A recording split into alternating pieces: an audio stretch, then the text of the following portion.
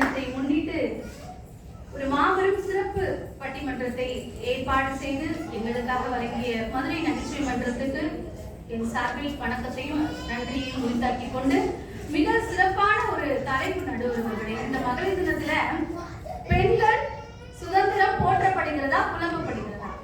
பெண்கள் சுதந்திரம் போற்றப்படுகிறது அப்படின்றதுக்காக உங்களிடத்துல பேச வந்திருக்கேன். அதுக்கு முதல்ல நடுவர் ஒரு வாழ்த்து சொல்லிடணும்ல, சொல்லுங்க. நகைச்சுவையில நடுவர் அவரு பெஸ்ட், பார்வையாளரான நீங்க தான் எங்க சீஃப் கெஸ்ட்.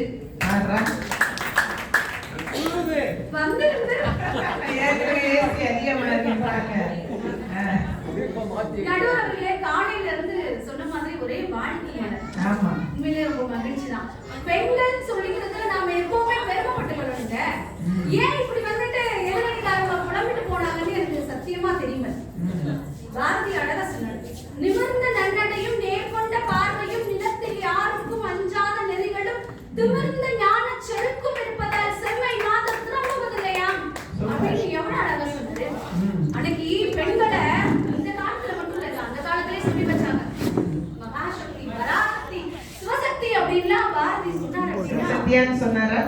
சிவசக்தி அப்படின்னு சொன்னார் அப்படின்னா அவருக்கு தெரிஞ்சிருக்கு பெண்கள் அவர் கண்ட கனவு இன்னைக்கு படிப்படியா நனவாயிட்டு இருக்கு. நடுவர் அவர்களே, இறைவன் தந்த பரிசு என்ன அப்படின்னு பாத்தீங்கன்னா, பொதுவா பாத்தீங்கன்னா அதாவது ஒரு வீட்டுல ஆண் குழந்தை பிறந்துச்சுன்னு வச்சுக்கோங்க, அது இறைவன் தந்த பரிசு.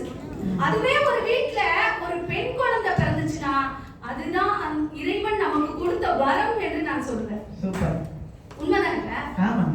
அதே போல நடுவர் அவர்களே, இன்னைக்கு இருக்கிற காலகட்டத்துல நம்ம எல்லாத்தையும் நம்ம பார்த்தோம்னா அம்மா சொன்னது மாதிரி இப்ப எல்லா துறையிலையும் பெண்கள் தான் சாதிச்சுட்டு இருக்காங்க.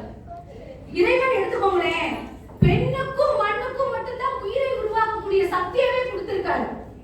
ஒரு பெண்ணிடத்துல ஒரு உயிரணுவை கொடுத்தீங்கன்னு வச்சுக்கோங்க, அவள் அதை ஒரு குழந்தையாக பெற்றெடுத்து கொடுப்பாரு. அதுவே ஒரு பெண்ணிடத்துல ஒரு இல்லத்தை கொடுத்தீங்கன்னு வச்சுக்கோங்க, அதை ஒரு கோயிலாக மாற்றி காட்டுவாங்க.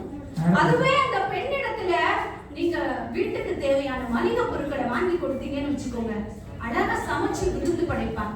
ஒரு பெண்ணிடத்துல ஒரு புன்னகையை கொடுத்து பாருங்கள், அவள் தன் இதயத்தை கொடுப்பார்.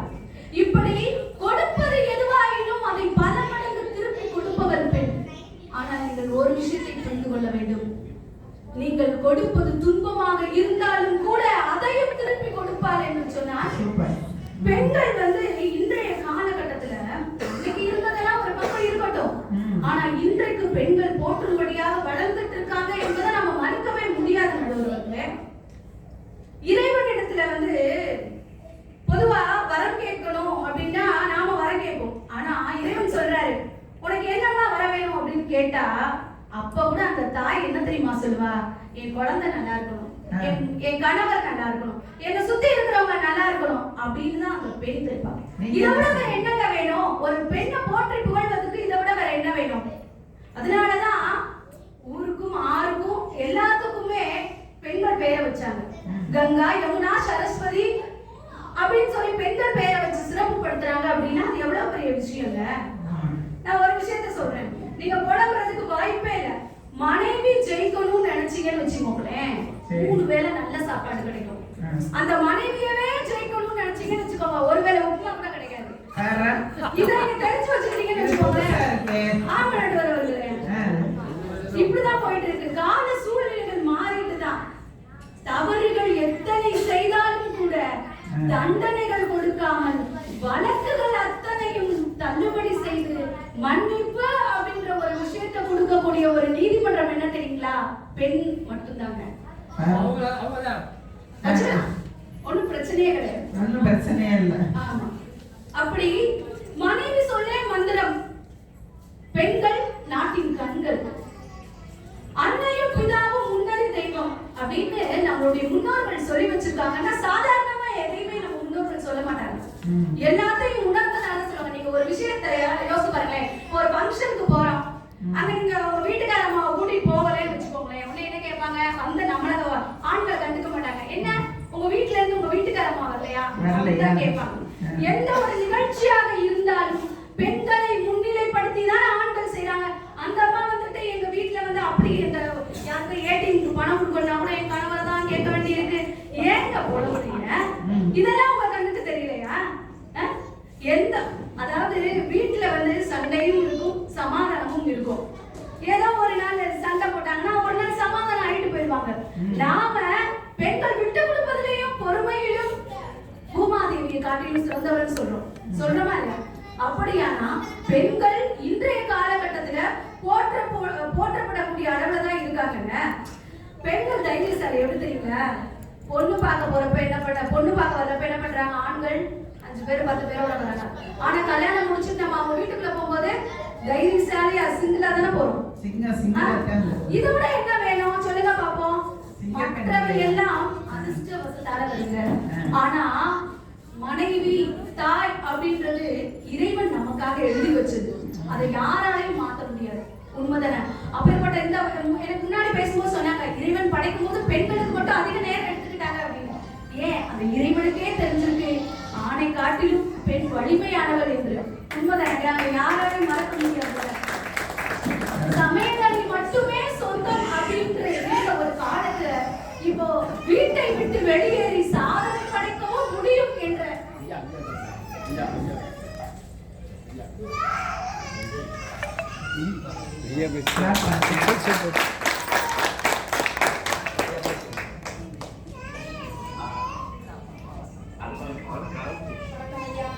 ஐயா வணக்கம்.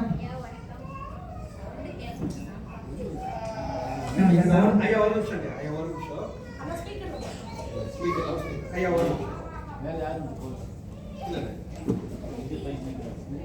ஐயா இப்ப சொல்லுங்க.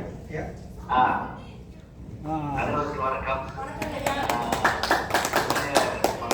வாழ்த்துக்கள் எல்லாருக்குமே நன்றிங்க. நன்றிங்க. சொல்லி சொன்னாங்க. அதில் பேசிட்டு கூடிய நடுவர் பேச்சாளர்கள் அத்தனை பேருக்கு பாராட்டுகள். இந்த விழா முழுவதும் மகளிர் கொடுத்தாச்சு. சிறப்பாக நடந்துங்க. அருமையான பேசக்கூடிய உங்களுக்கு என்னுடைய வாழ்த்துக்கள். வந்துக்கூடிய எல்லாருக்கும் என்னுடைய வாழ்த்துக்கள். முதல்ல வந்து தொடங்கி வச்ச நம்ம விருதுநகர் ஜெயலட்சுமி அவங்க வந்திருப்பாங்க. அவங்களுக்கே அதே மாதிரி எல்லா மகளிருக்கும் மற்றவர்களுக்கும் நண்பர்களுக்கும் குழந்தைகளுக்கும் நம்முடைய அருமையான வாழ்த்துக்களை மார்ச் மாதத்தினுடைய நகைச்சுவை மாதத்தினுடைய வாழ்த்துக்களை ரொம்ப பெருமையாக சொல்லிக்கல. எல்லாரும் சாப்பிட்டீங்களா? சாப்பிட்டீங்களா? சரி. வாழ்த்துக்கள். இன்னைக்கு இதை சிறப்பாக ஒருங்கிணைக்கிற மோசஸ் அவர்களுக்கு என்னுடைய அன்பான பாராட்டை நான் மகிழ்வுறுத்துகிறேன்.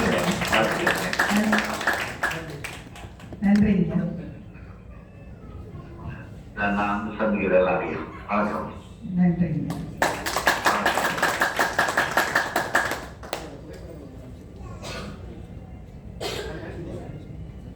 ஒரு இக்கட்டான சூழல்ல தாயை காப்பாத்துவதா சேயை காப்பாத்துவதா அப்படின்னு ஒண்ணு வந்துச்சுன்னு வச்சுக்கோங்களேன். அப்ப டாக்டர் என்ன சொல்லுவாங்க? தாயை காப்பாத்துங்கன்னு சொல்லுவாங்க. ஏன் தெரியுங்களா? அந்த சேய் இல்லாட்டினா கூட தாயால இன்னொரு குழந்தையை பெற்றெடுக்க முடியும். அதனாலதான் டாக்டர் என்ன பண்ணுவாங்க அப்படின்னா தாயை காப்பாத்துவாங்க இல்லையா?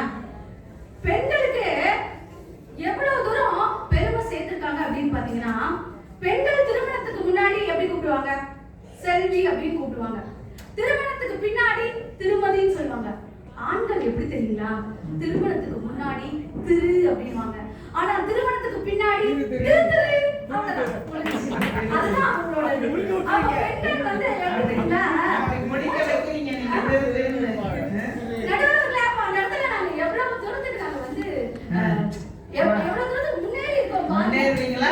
டாமினேட் பண்றீங்களா?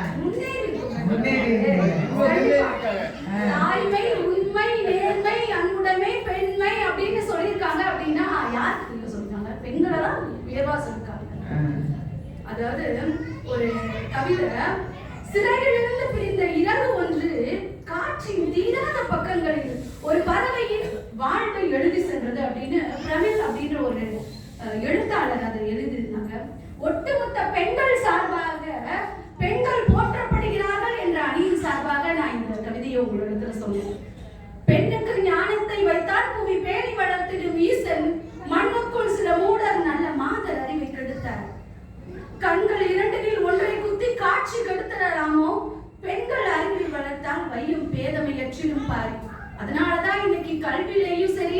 எல்லாவற்றிலையும் சரி பெண்கள் சிறந்து விளங்குகிறாங்க. நடுவர் அவர்களே, நீங்க ஒரு விஷயத்தை நல்லா புரிஞ்சுக்கணும்.